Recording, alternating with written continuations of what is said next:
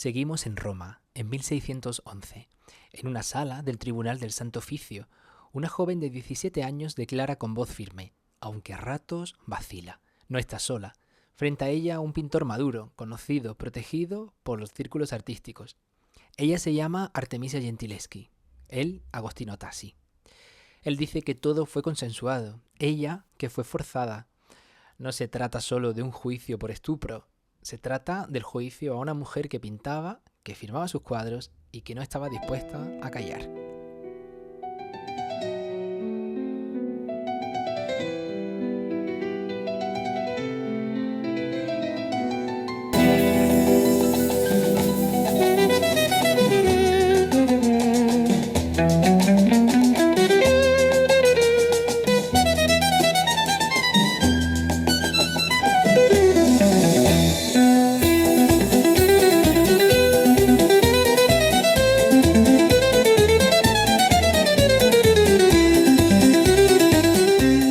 Tras el lienzo, un podcast de Rafael Japón.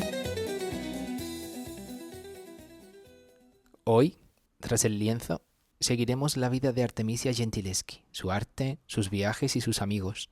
Hablaremos de su paso por Nápoles, Venecia, Florencia y Londres, de sus clientes españoles, de sus obras conservadas en España y, ¿por qué no?, de su amante. Y lo haremos desde la Resistencia, desde la historia, tras el lienzo.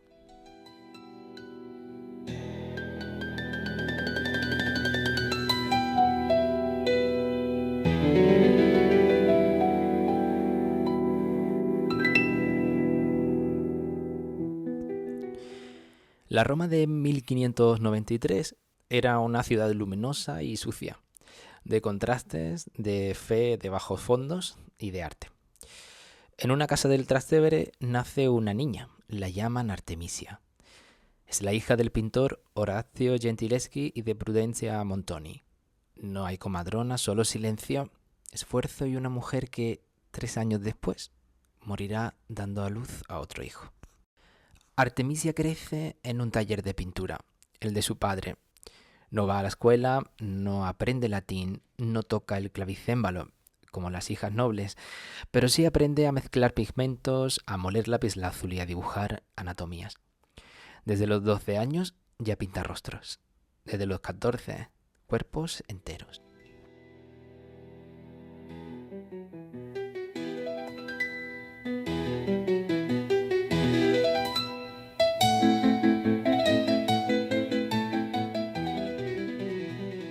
Orazio Gentileschi era un pintor minucioso, formado en la tradición manierista, pero reconvertido tras un encuentro decisivo, el de Michelangelo Merisi da Caravaggio. Caravaggio había llegado a Roma en los años 90. Nadie pintaba como él, ni antes ni después.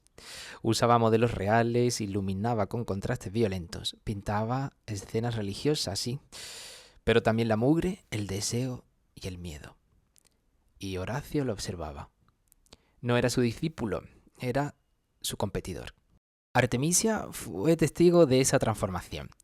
Creció viendo cómo su padre dejaba atrás las figuras idealizadas, los colores delicados y se acercaba al realismo caravallista, pero con una diferencia. Orazio era lírico, sereno, Caravaggio era brutal y trágico. Cuando Artemisia empezó a pintar, no copia exactamente a ninguno de los dos. Sus cuerpos femeninos y masculinos tienen volumen, tienen carne, no están adornados. No se exhiben. Hay algo radicalmente distinto, quizás su mirada. No mira desde fuera, sino que ella pinta desde dentro. En 1610, con apenas 17 años, firma su primer gran cuadro, Susana y los viejos.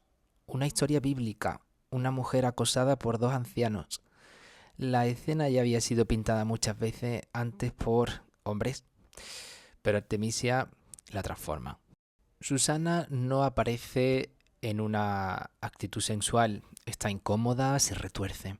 No hay coquetería, hay miedo y rabia. Es el cuerpo de una mujer visto por una mujer que sabe lo que puede pasar detrás de un muro. Y eso, en la Roma del siglo XVII, no se perdona fácilmente.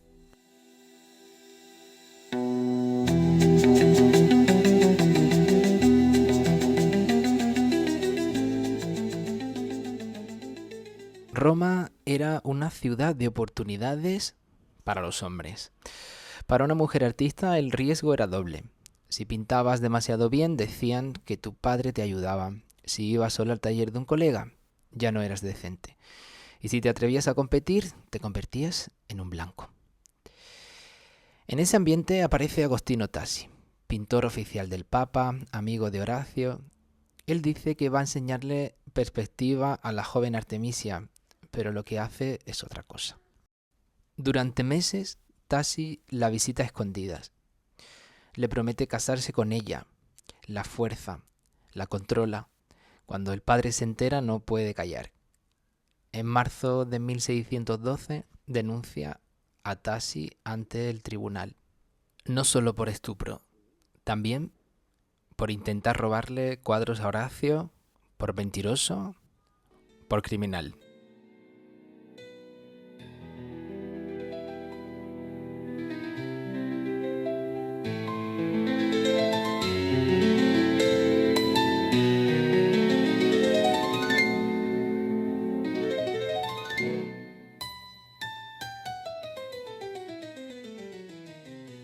El juicio dura 7 meses. Artemisia declara varias veces, le hacen repetir lo ocurrido con precisión, ante jueces eclesiásticos, clérigos, notarios, todos hombres. Le prometió que serían marido y mujer. Entró en su cuarto y, citando sus propias palabras, cerró con llave la habitación y después me tiró sobre la cama. Inmovilizándome con una mano sobre el pecho y poniéndome una rodilla entre los muslos para que no pudiera cerrarlos, y me levantó las ropas, algo que le costó muchísimo trabajo. Esta es la traducción literal del sumario del juicio de 1612. Le tapó la boca, después le dijo que si hablaba nadie la creería, pero ella se defendió. Para probar su veracidad, la someten a la tortura de los sibiletti, aros de hierro que le comprimen los dedos mientras declara. Y aún así, sigue diciendo la verdad. Agostino Tassi es declarado culpable, condenado al exilio, pero nunca cumple la pena. La reputación de Artemisia queda marcada. En Roma no puede seguir. Por eso, con apenas 20 años, abandona la ciudad y se marcha a Florencia, a empezar de nuevo. Allí cambiará todo, su vida y su pintura.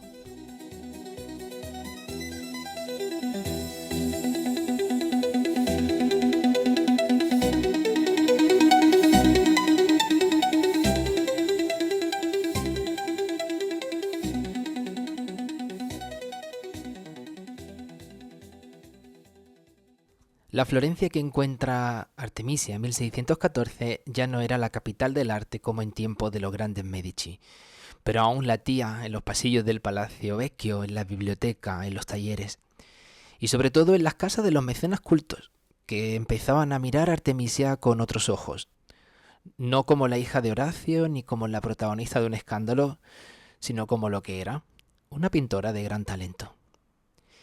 Y con algo que no tenían los demás, una historia, una herida que sabía transformar en imagen. Allí, Artemisia logra algo extraordinario. Ingresa en la Academia del Diseño de Florencia. Es la primera mujer admitida en la institución. Un gesto en apariencia que es formal, pero que en realidad es revolucionario. La academia no era solo un lugar para perfeccionar el dibujo. Era el espacio donde los artistas se legitimaban como intelectuales, como profesionales. Allí, Artemisia discute sobre proporciones, anatomía, perspectiva. Allí también se encuentra con un viejo conocido del pensamiento europeo, Galileo Galilei.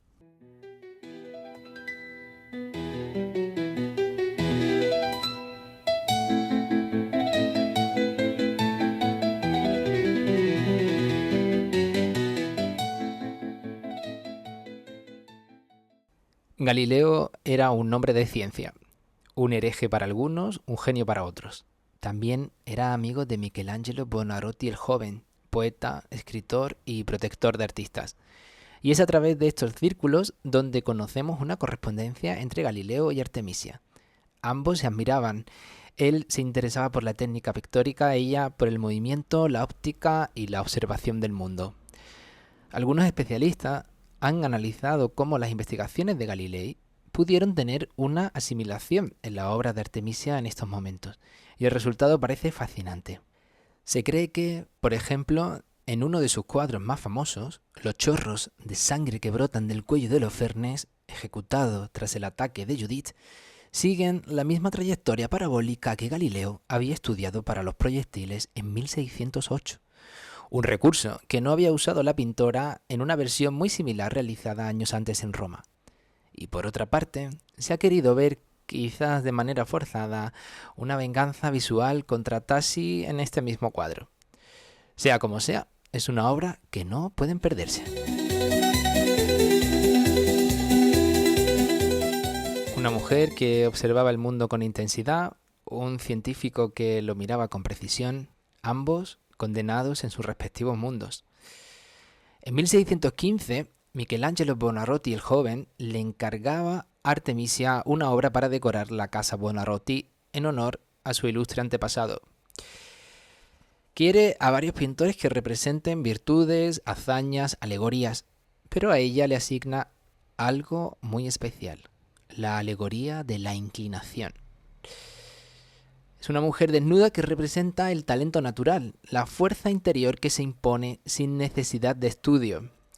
La figura flota en el aire con una brújula en la mano y el cabello ondulando como una llama.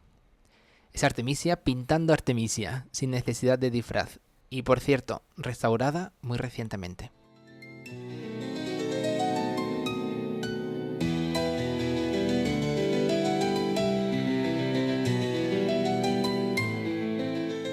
Artemisia Gentileschi no fue ni moderada ni discreta en su vida privada. Fue una mujer que decidió vivir. No ocultó pasiones, no negó deseos y lo hizo en un mundo donde sobrepasar ciertas fronteras era pecado o escándalo. En 1612, apenas un mes después del juicio contra Agostino Tassi, Artemisia se casa con Pierantonio Stiatesi, un pintor florentino elegido por su padre. El matrimonio fue tanto escudo honorífico como oportunidad. Permite mudarse a Florencia, como hemos visto, y emerger del escándalo.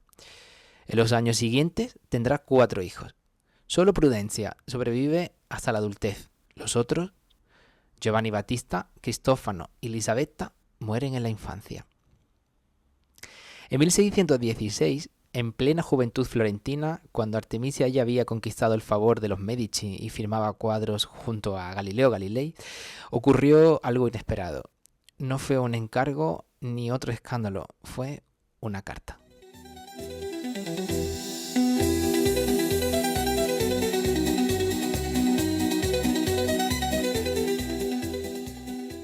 Moriría de dolor si volvéis a escribirme 2 líneas solamente.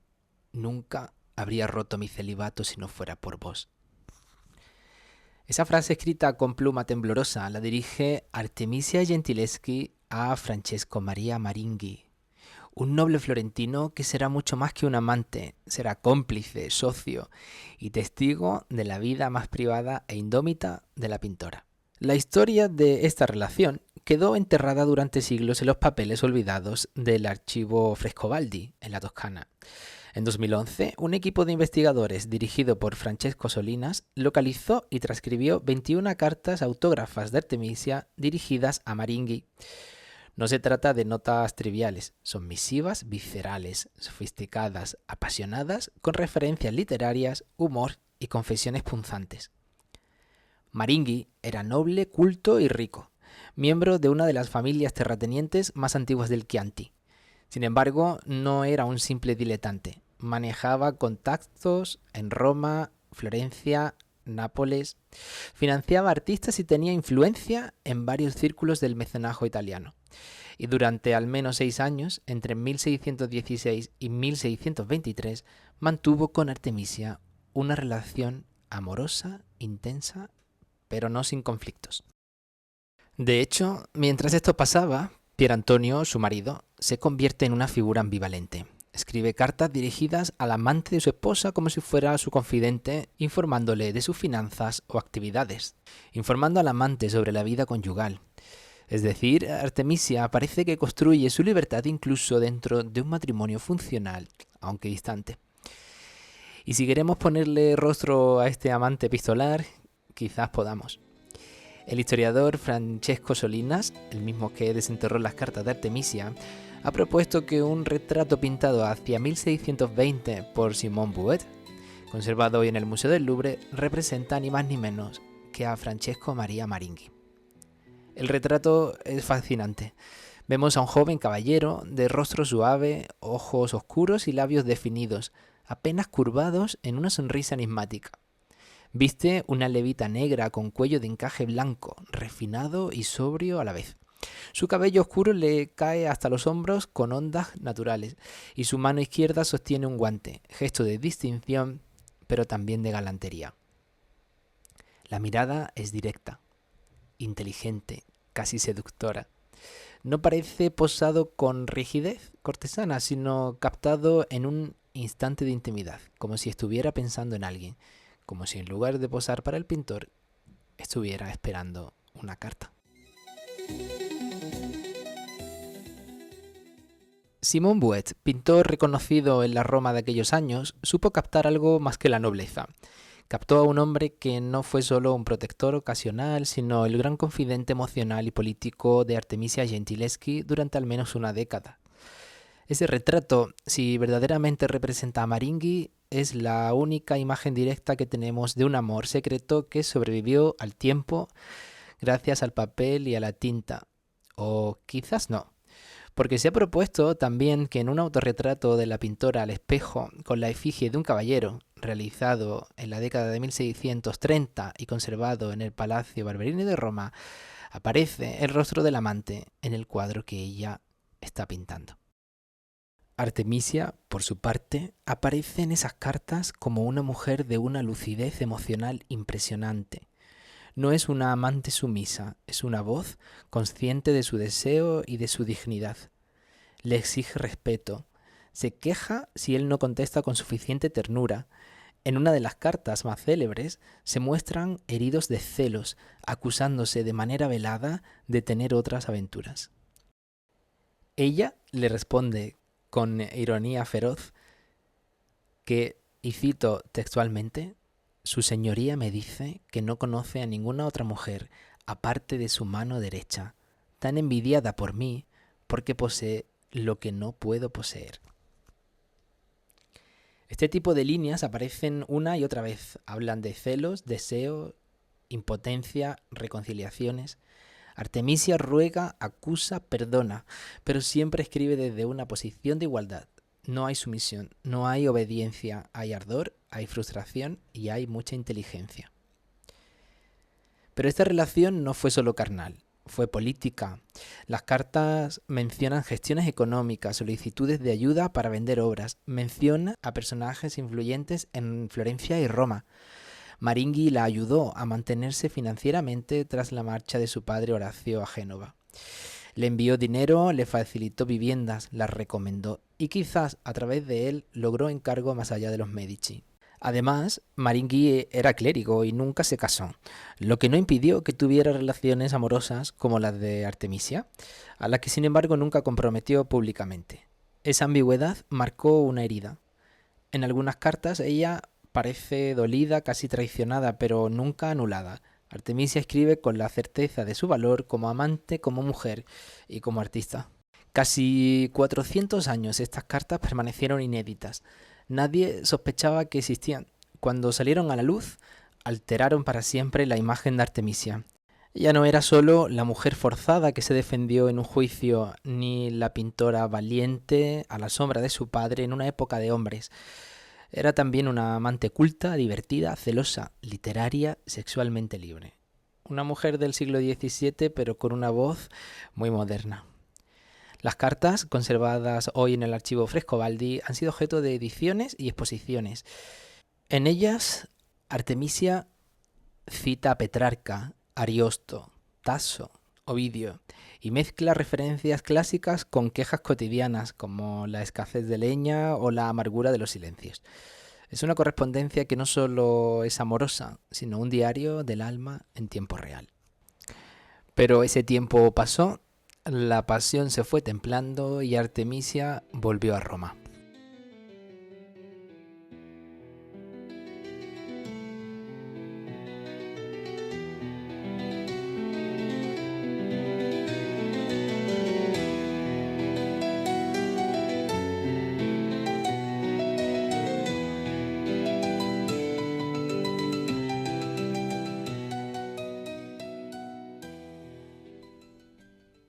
Lo hace en 1621, separada de su marido para reencontrarse con su pasado, pero también con su futuro.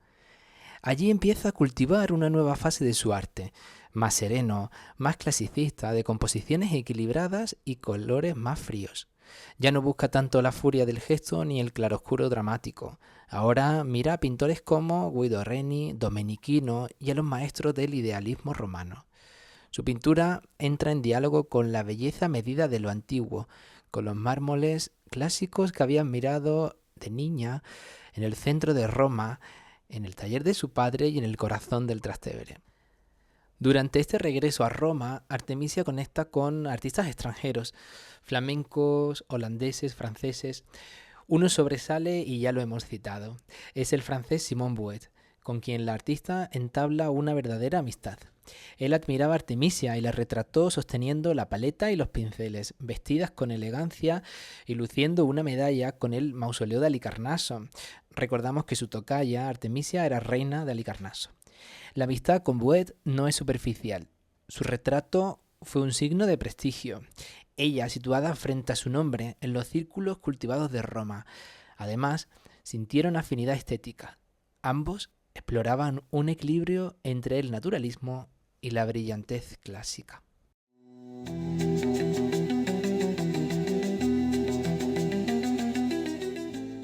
A partir de 1630, Artemisia se establece en Nápoles. La ciudad pertenece a la monarquía hispánica. Los virreyes la protegen y los encargos llegan. Pinta para iglesias, conventos, colecciones nobiliarias. Es cara, exigente, sabe lo que vale y conoce artistas españoles como Giuseppe de Rivera, también instalado en Nápoles, o al propio Velázquez, como vimos en el capítulo anterior. Uno de sus cuadros más bellos está hoy en Sevilla, en la catedral. Una Magdalena penitente que fue mal atribuida durante mucho tiempo, pero que estudios recientes devuelven a Artemisia. Fue en 2022 cuando el Cabildo de la Catedral de Sevilla decidió actuar. La pintura llevaba siglos colgada, silenciosa. Una mujer dormida con el cuerpo rendido sobre la silla de respaldo bajo, la melena suelta, el escote caído y el rostro inclinado con una tristeza serena. Pero aquel año algo cambió. Se cumplían unos 400 años desde su ejecución y fue entonces cuando se encargó su restauración al Museo del Prado. En solo 2 meses, bajo la minuciosa dirección de Almudena Sánchez, el lienzo volvió a hablar, porque había estado alterado. Un chal de gasa falso, añadido en fecha desconocida, ocultaba parte del pecho y del hombro de la santa. Una censura piadosa que intentó tapar no el escándalo, sino la fuerza carnal, terrenal, con la que Artemisia Gentileschi había pintado a su Magdalena. Tras las capas eliminadas apareció la verdad. No solo la autoría quedó clara por el estilo vigoroso y el claroscuro heredado de Caravaggio y de su padre Orazio Gentileschi, sino también por los arrepentimientos, esas correcciones visibles bajo la radiografía que indicaban la mano de un artista en pleno proceso creativo. Y lo más importante, los estudios lo confirmaron. La versión sevillana era la auténtica, la que el duque de Alcalá, Fernando Afán de Rivera, virrey de Nápoles, había encargado a Artemisia en los años 20 del siglo XVII, la misma que tras su muerte acabaría en la casa de Pilatos y después en la catedral de Sevilla.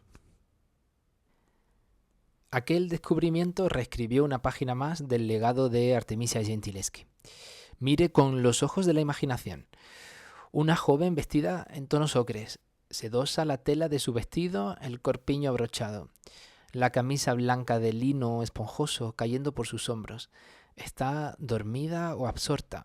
Se ha interpretado también como símbolo de la melancolía.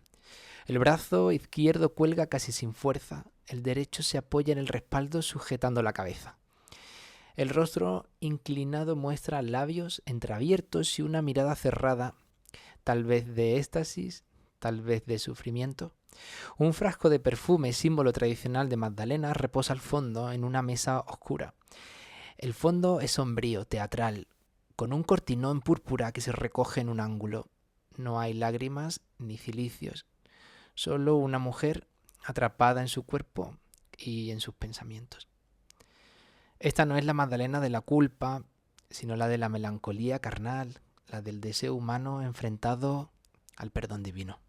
Merece la pena también citar otro lienzo suyo en España, que es el Nacimiento de San Juan Bautista, que se conserva en el Museo del Prado. Llegó allí a través de una colección nobiliaria napolitana y la escena no es grandilocuente. Al contrario, es íntima, es doméstica y llena de mujeres.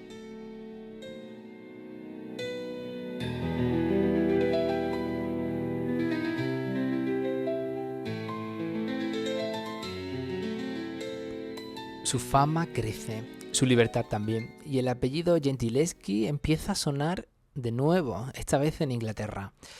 A mediados de 1638 viaja a Londres. Lo hace para reunirse con su padre Horacio, quien había sido nombrado pintor de la corte del rey Carlos I de Inglaterra. Es la única ocasión documentada en que trabajan juntos.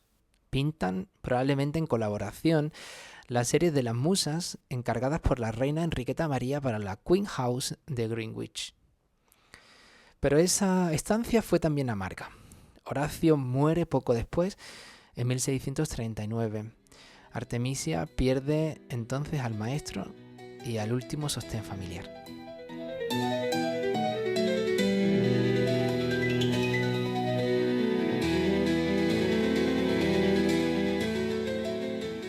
Una vez concluidos los trabajos en Londres, regresa al sur, de nuevo a Nápoles.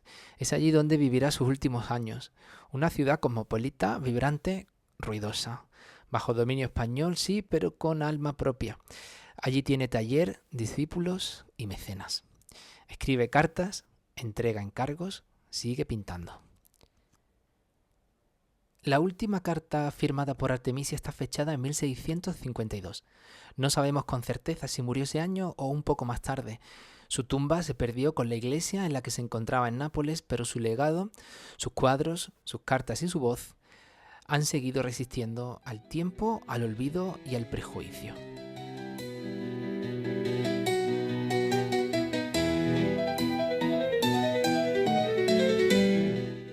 La relación con Maringhi demuestra que Artemisia no vivió encerrada en su trauma ni aislada en su genio.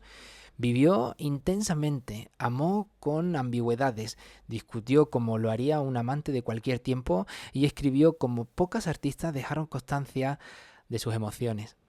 En las cartas de Artemisia no firma como víctima ni como heroína, firma como mujer con tinta negra, amor, rabia y dignidad. Artemisia Gentileschi no se puede definir solo a partir del trauma de su adolescencia.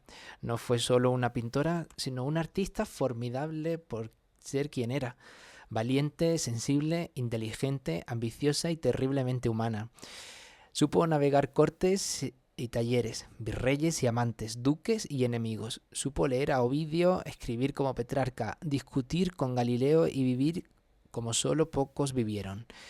Y si hay algo que aprendió de Caravaggio, de su padre y de sí misma, es que la verdad, cuando se pinta bien, no necesita explicación.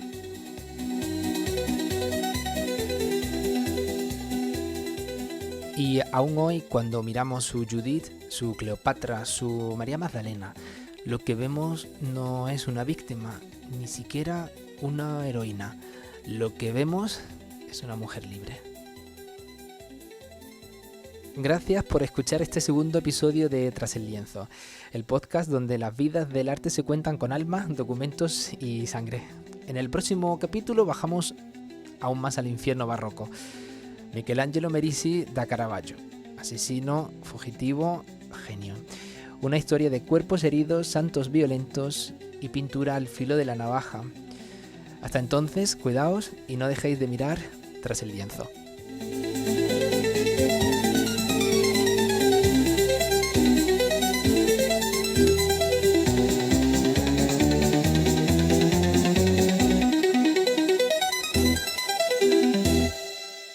Síguenos en Instagram para ver las obras y detalles de cada episodio. Y no olvides suscribirte para estar al día de los nuevos episodios de Tras el lienzo.